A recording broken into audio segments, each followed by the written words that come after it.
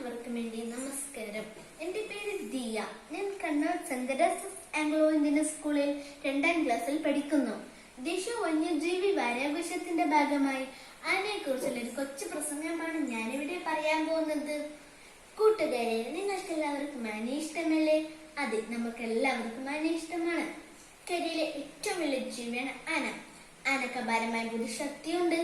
ഇന്ത്യയിൽ ഇന്ന് കാണുന്ന സസ്തനികളിൽ വലിപ്പം കൊണ്ടും കായബലം കൊണ്ടും ആകാര ഭംഗി കൊണ്ടും മുന്നിട്ട് നിൽക്കുന്ന സസ്യബുക്കുകളാണ് ആനകൾ. ആനയുടെ നിറം കറുപ്പ് നിറമെങ്കിലും ആനയെ കാണാൻ നല്ല ഭംഗിയുണ്ട്. കാഴ്ചയിൽ പേടി തോന്നുമെങ്കിലും ഏറെ അടുത്തു കഴിഞ്ഞാൽ ഏറെ സ്നേഹത്തോടെ പെരുമാറുന്ന ജീവിയാണ് ആന.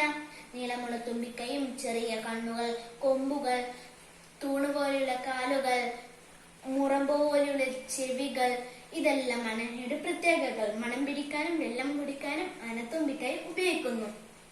മരങ്ങൾ വേരോടി പീതെടുക്കാനും ബിൽഡിങ്ങുകൾ ചവിട്ടിപ്പൊളിക്കാനും ആനക്ക് കഴിയും.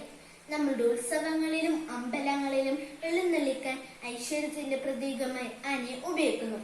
കേരളത്തിന്റെ ഔദ്യോഗിക മൃഗം കൂടിയായ ആന നമ്മുടെ സംസ്കാരത്തിന്റെ പാരമ്പര്യത്തിന്റെ അവിഭാജ്യ ഘടകമാണ്. ഇത്രയും പറഞ്ഞുകൊണ്ട് എന്റെ കൊച്ചു പ്രസംഗം ഞാനിവിടെ നിർത്തുന്നു. നന്ദി, നമസ്കാരം.